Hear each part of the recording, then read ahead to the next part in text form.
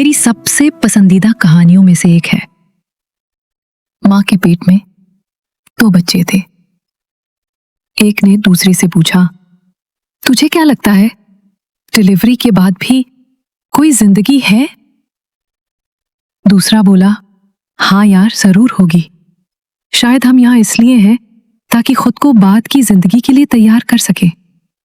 पहला बोला, अरे नहीं भाई, डिलीवरी के बाद कुछ नहीं होता, क्या ही जिंदगी होगी वहां।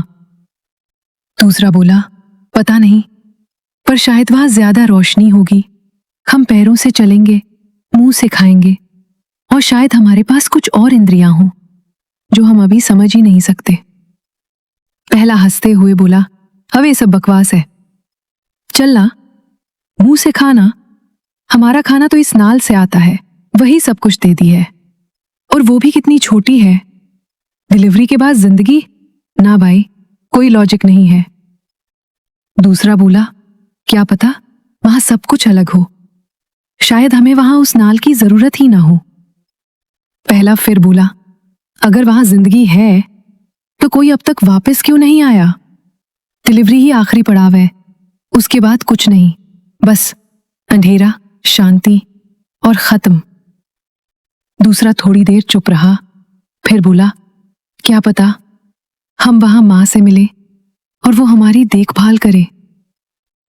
पहला चौंक के बोला, मां? तू सच में मां पे विश्वास करता है? अगर मां है तो वो अभी कहां है?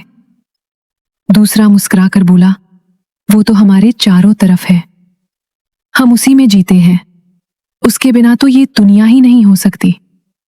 पहला बोला, पर मैं तो उसे देख नहीं सकता, इसका मतलब वो है ही नहीं।